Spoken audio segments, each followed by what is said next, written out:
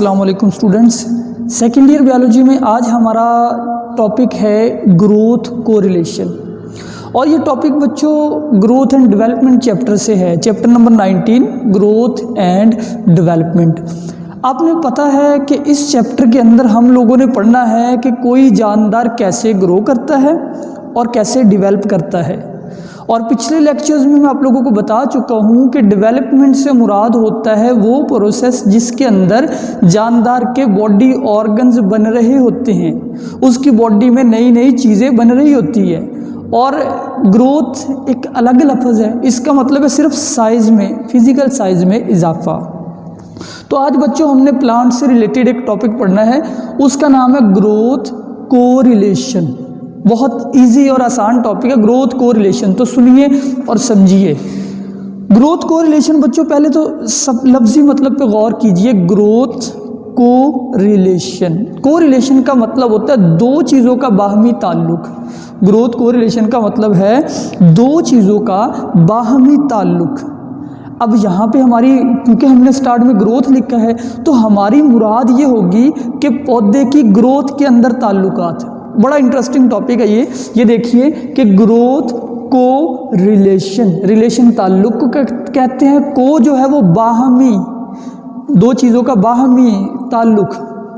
तो डेफिनेशन है कि different parts of plant growing in different direction. आपको पता है प्लांट के डिफरेंट पार्ट डिफरेंट डायरेक्शन में ग्रो करते हैं बच्चों। जैसे कि ये बेटा एक पौधा उगा, इसकी रूट ने नीचे की तरफ ग्रो करना है, ठीक है, और फिर जो स्टेम है उसने ऊपर की तरफ ग्रो करना है, और शाखों यानी जो ब्रांचेज है उन्होंने लेफ़्ट और राइट ग्रो करना होता है, ठीक है। तो पौधे के डिफरेंट पार्ट्स जो है growing at different direction at different rate का मतलब है गया रफ्तार के। पौधे के डिफरेंट ऑर्गन्स डिफरेंट रफ्तार से ग्रो करते हैं। जैसे कि मैं आपको बताऊं कि रूट की ग्रोथ स्टार्ट में तेज़ होती है, बाद के अंदर जब तना निकल आता है तने की ग्रोथ रूट से ज़्यादा हो जाती है। Different parts of plant growing in different direction at different rate and this, और इस वजह से बच्चों क्या होता है, development of different parts take place. Different part बनते हैं। जैसे जो चीज़ नीचे की तरफ गई वो जड़ बनेगी, जो ऊपर की तरफ गया वो तना बनेगा, फिर तने में से पत्ते निकलेंगे, शाखें निकलेंगी, वो सारी चीज़ें भी निकलेंगी। तो ज़रा ना आज हमने जो एक इंटरेस्टिंग रिलेशन स्टडी करना है ग्रोथ को रिलेशन में से, उसका नाम है एपिकल डोमिनेंस। ये बच्चों जो एपिकल डोमिनेंस है ना, ये एक ग्रोथ का कोरिलेशन है। पता किस किस के दरमियान है ये बच्चों? जो एपिकल डोमिनेंस है ना, ये रिलेशन है एपिकल बड में, एंड हमने इसका रेसिप्रोकल रिलेशन देखना है एपिकल बड का किस बड से? एक्सिलरी बड से। सबसे पहले तो बच्चों मैं आपको फ़र्क बता दूं कि एपिकल बड क्या होती है, एक्सिलरी बड क्या होती है। बच्चों एक ना प्लांट है, यहाँ पे सपोज मान लीजिए कि ये ना एक पौधा उग रहा है, ठीक है, यहाँ से इसके ये शाखें वगैरह पत्ते वगैरह निकले हुए हैं। तो बच्चों ये जो इसके ऊपर की तरफ जाने वाली बड है ना, ये जो बड ऊपर की तरफ जा रही है, इट इज़ कॉल्ड एपिकल बड। ठीक हो गया, ये कौन सी बड हो गई? एपिकल। अच्छा, जो साइड से बड्स निकलती है, जैसे यहाँ से एक बड निकल रही है, यहाँ से बेटा एक बड निकल रही है, इन बड्स को आप बोलते हैं lateral buds. These buds are lateral buds, या lateral bud is also known as axillary bud. Axillary bud is known as lateral bud. तो आसान सी बात हो गई। हमने आज रिलेशन देखना है कि लेटरल बड और एक्सिलरी बड में क्या रिलेशन होता है। ज़रा देखिए, एक रिलेशन ऐसा ही है हमारे पास जिसका नाम है एपिकल डोमिनेंस। क्या रिलेशन है? Apical dominance. एपिकल का मतलब क्या होता है? टिप को कहते हैं बच्चों, एपिकल टिप को कहते हैं। यानी ये जो रिलेशन है एपिकल डोमिनेंस, इसमें टिप जो है, डोमिनेंस का मतलब होता है गालिब आना, जीत जाना, किसी चीज़ का बढ़ जाना। अब एपिकल डोमिनेंस में पौधे की एपिकल बड बहुत ज़्यादा ग्रो करती है और लेटरल बड बड़ी कम ग्रो करती है। एपिकल बड काफ़ी ज़्यादा बढ़ जाती है, लेटरल बड इतनी ग्रो नहीं करती। मज़े की मैं आपको एग्जांपल देता हूँ। देखिए आपने सफ़ेदे का पौधा देखा है ना, सफ़ेदा यूकलिप्टस आम होता है ये पौधा बहुत ज़्यादा लंबा ग्रो करता है, यानी ऊपर की तरफ बढ़ता है। साइड पे इसकी ब्रांचेस बड़ी कम होती है, लेकिन ऊपर की तरफ काफ़ी ज़्यादा ग्रो करता है। अब सोचें ऐसा क्यों है बच्चों? क्योंकि इसमें एपिकल बड हमेशा ज़्यादा ग्रो करती है सफ़ेदे में, इसलिए ये एपिकल डोमिनेंस शो करता है। इंटरेस्टिंग बात है भाई कि अगर किसी पौधे में एपिकल डोमिनेंस ज़्यादा हो फिर वो लंबा होगा, फैलेगा नहीं। फैलना तो तब है जब एक्सिलरी बड ग्रोथ शो करे, और लंबा तब होना है जब एपिकल बड ग्रोथ शो करे। तो सफ़ेदा, ये समझ ले सफ़ेदा है, सफ़ेदा कौन सी ग्रोथ शो करता है? Apical dominance. देखिए ग्रोथ का कोरिलेशन। अच्छा एक पौधा और देखिए, जहन में लेके आए, आपको पता है माल्टे का, माल्टा किन्नू वगैरह जो होते हैं, वो पौधा ज़मीन पे ऐसे झाड़ी की तरह फैल जाता है, उसके यूं टहनियाँ इधर उधर निकल आती है, झाड़ी की तरह ज़मीन पे फैला हुआ है। अब सोचिए ऐसा क्यों है? तो इंटरेस्टिंग बात है कि इसमें नो एपिकल डोमिनेंस, इसमें एपिकल डोमिनेंस नहीं होती। तो अब आप ना खुद अंदाज़ा लगा सकते हैं, अपने इर्द गिर्द के पौधों को देखिए, जो पौधा लंबाई काफ़ी ज़्यादा कर रहा है लेकिन फैल इतना नहीं रहा, उसमें मतलब एपिकल डोमिनेंस बहुत ज़्यादा है, जो फैल नहीं रहा लंबा हो रहा है। सफ़ेदा मैं एक क्लियर एग्जांपल दे रहा हूँ। फिर जो पौधे झाड़ी की तरह ज़मीन पे फैल जाते हैं, मतलब उनमें लोअर बड जो एक्सिलरी बड है वो ग्रोथ शो करती है, एपिकल बड इतनी डोमिनेट नहीं है। तो यहाँ पे मैं आपको दिखा रहा हूँ ये एक पौधा, इसको आप देखिए, ये एपिकल डोमिनेंस शो कर रहा है बच्चों। कैसे शो कर रहा है? अब ज़रा ना इसमें देखिए कि ये बच्चों इसकी ये जो बड है ना, ये वाली, इट इज़ एपिकल बड। कौन सी बड है? ये एपिकल बड है। अच्छा लेटरल बड कहाँ है? ये बच्चे लेटरल बड है, आल्सो नोन एज एक्सिलरी बड। बता चुका हूँ, लेटरल एपिकल बड, ऊपर वाली, साइडों वाली, जितनी भी साइडों वाली हैं वो एक्सिलरी बड है। एपिकल बड जित जाती थे, ये डोमिनेट कर जाती है, ये ऊपर की तरफ ज़्यादा बढ़ती है, ये पौधा एपिकल डोमिनेंस शो करता है, तो लंबा होता जा रहा है। इसकी जितनी भी एक्सिलरी बड है, यानी यहाँ पे एक एक्सिलरी बड है, यहाँ पे है, ये इतनी ग्रोथ शो नहीं कर रही। तो रिसर्च से हमें पता चला है कि एक्चुअली एपिकल डोमिनेंस की वजह बच्चों होती है, जो एपिकल बड होती है ना, ये वाली एपिकल बड, इसमें ऑक्सीजन होता है। क्या होता है? Auxin. Auxin is known as IAA। Auxin का ये दूसरा नाम है indole acetic acid. Indole acetic acid, ये बच्चों एपिकल डोमिनेंस का जिम्मेदार होता है ऑक्सीजन। क्या होता है मैं बताता हूँ आपको। ऑक्सीजन जो है ना, ये एपिकल बड से निकलता है और किधर आता है? लेटरल बड्स की तरफ आता है, वहाँ से निकल के, और लेटरल बड्स की ग्रोथ को रोक देता है, तो एपिकल डोमिनेंस हो जाती है। अच्छा एक एग्जांपल देखिए, अगर हम किसी पौधे की एपिकल बड को काट दें, हम एपिकल बड को बच्चों हमने रिमूव कर दिया, ये लो मैंने एपिकल बड रिमूव कर दी। अब पता क्या होगा?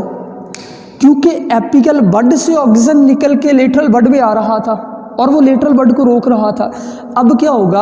अब लेटरल बड जो है उसके ऊपर ऐसे है, समझ लो कि एपिकल बड जो है ना, वो नीचे वाली बड्स को दबा के रखती है। जैसे किसी सूखे से बंदे के ऊपर कोई मोटा ताज़ा बंदा बैठ जाए, अब वो निक्का बेचारा मरिया जिहा थल्ले बंदा रह गया, ਉਹਦੇ ऊपर एड्डा मोटा बंदा बैठा होया, वो कहाँ हिल सकता है नीचे वाला बंदा? अब ऐसे ही था, ये जो एपिकल बड है ये ऊपर बैठी हुई है, ये उसको रोक रही है, नहीं तूने नहीं ग्रो करना, तूने ग्रो नहीं करना, खुद ग्रो कर रही है, उन्होंने नहीं करन देंदी। लेकिन जब आप इसको ही हटा देंगे फिर क्या होगा? फिर जो लेटरल बड है ना, वो ग्रोथ शो ज़्यादा करेगी, वो यूं ग्रोथ करने लग जाएगी। ठीक है, एपिकल बड ने रोका हुआ था, अब वो उतर गई, एक्सिलरी बड बढ़ना शुरू हो गई। मतलब एपिकल डोमिनेंस का असर ख़त्म हो गया, एपिकल बड का इफेक्ट ख़त्म हो गया। तो ये बुक पे शायद यहाँ पे थोड़ी सी ना मिस्टेक की हुई है, बुक के ऊपर गलत लिखा हुआ है, एपिकल बड को हटाने से एक्सिलरी बड की ग्रोथ तेज़ हो जाती है, स्लो नहीं होती। डायग्राम में आप देख सकते हैं बुक पे। सो ये बच्चों हमारे पास दो डेफिनेशंस और आ गई, एक है इनहिबिटरी इफेक्ट, एक है कंपनसेटरी इफेक्ट। मैं आपको पढ़ा चुका हूँ ये दोनों, अभी ये मैं यहीं पे बता रहा था। मैं अब देखें इनहिबिटरी, इनहिबिटर मतलब रोकना, इनहिबिटरी इफेक्ट रोकने का इफेक्ट लिखा हुआ है, apical bud inhibit growth of lateral bud, this is called inhibitory effect. Apical bud inhibit growth of lateral bud. वजह क्या है? ऑक्सीजन। वजह क्या है? Auxin from apical bud suppress, suppress का मतलब भी रोकना होता है, suppress growth of lateral buds, ये रोकता है ऑक्सीजन। इस इफेक्ट को आप कहते हैं इनहिबिटरी इफेक्ट, कंपनसेटरी इफेक्ट। ये दो शॉर्ट क्वेश्चन आपका, ये what is difference between inhibitory effect, apical bud का लेटरल बड्स की ग्रोथ को रोकना इनहिबिटरी इफेक्ट है। Compensatory effect, if we remove apical bud lateral buds shows more growth. अगर आप इस एपिकल बड को ही हटा दें फिर लेटरल बड से ज़्यादा ग्रोथ शो करने लगती है, it is called compensatory effect. Compensate का मतलब होता है बच्चों पूरा करना, तलाफी करना, नुकसान की तलाफी। तो वो मोटा बंदा एग्जाम्पल जेन में रखे कि मोटे को ऊपर से उतार दिया आपने, अब वो जो सूखा बंदा है वो भी चौड़ा हो जाएगा कि मेरे पास तो है ही, अब मुझसे लड़ने वाला ही कोई नहीं है। तो apical dominance finished. Compensatory effect का मतलब है जब आप एपिकल बड को हटा दें तो एपिकल डोमिनेंस खत्म हो जाती है। अब एक हार्मोन और है जो इन्वॉल्व है एपिकल डोमिनेंस में, उसका नाम है बच्चों साइटोकाइनिन। ऑक्सीजन का तो मैंने आपको बता दिया, अब मैं बता रहा हूँ साइटोकाइनिन आल्सो इन्वॉल्व्ड इन एपिकल डोमिनेंस। ये क्या करता है? इफ अप्लाइड ऑन लेटरल बड, अगर आप इसको लेटरल बड के ऊपर लगा देंगे ना, मतलब बच्चों आपके पास ये एक प्लांट है, ये उसकी एपिकल बड है, यहाँ से उसकी लेटरल बड है, इस लेटरल बड के ऊपर अगर आप ऑक्सीजन लगा दें फिर क्या होगा? लेटरल बड की ग्रोथ शो बढ़ जाएगी। यानी कि ये ऑक्सीजन के उलट काम कर रहा है, ये जितना आएगा लेटरल बड में उतना लेटरल बड को ग्रो करवाएगा। सो ये एपिकल डोमिनेंस को ख़त्म करवाता है। अच्छा एक बात और फिर देखें, ऑक्सीजन का भी मैं आपको यहाँ पे एक और डायग्राम हल्की सी बना के बता दूँ कि ये एपिकल बड है और ये बच्चों यहाँ पे एक्सिलरी बड है। यहाँ पे ऑक्सीजन यहाँ पैदा होता है एपिकल बड में, यहाँ से नीचे की तरफ आता है और उसकी ग्रोथ को रोक देता है। बहुत अहम शॉर्ट क्वेश्चन अगेन, इसकी प्रैक्टिकल एप्लीकेशन लिखिए। किसकी? एपिकल डोमिनेंस की। पहली प्रैक्टिकल एप्लीकेशन देखिए, टैप रूट डेवलपमेंट। क्या करवाता है बच्चों? Tap root. अच्छा टैप रूट क्या होती है? इसके लिए ना बच्चों ये देखिए कि ये ना एक पौधे की तना है, ये बच्चों उसकी रूट है, ये एक रूट हो गई, ये दूसरी रूट, ये तीसरी रूट, ये बड़ी रूट।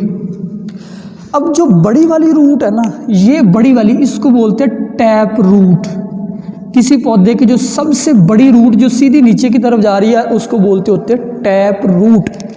ऑक्सीजन क्या करता है, यानी एपिकल डोमिनेंस की वजह से क्या हो सकता है? प्रैक्टिकल एप्लीकेशन है ये, इसकी कमर्शियल यूज़ है कि अगर आप चाहते हैं किसी पौधे की टैप रूट बड़ी हो, लाइक मूली, मूली एक टैप रूट है, गाजर एक टैप रूट है, गौर से समझिए ना, वो गाजर और मूली एक ही जड़ होती है, लेटरल बड्स उनमें बहुत कम होती है। अब जितना ऑक्सीजन का स्प्रे करेंगे गाजरों के ऊपर उतनी ही उसकी टैप रूट डेवलपमेंट बढ़ेगी। सीधी रूट जो नीचे की तरफ जा रही है वो टैप रूट होती है। पहला यूज़ इसका कमर्शियल यूज़। दूसरा, प्रिवेंट स्प्रोटिंग ऑफ पोटैटो। ये ऑक्सीजन का यूज़ है।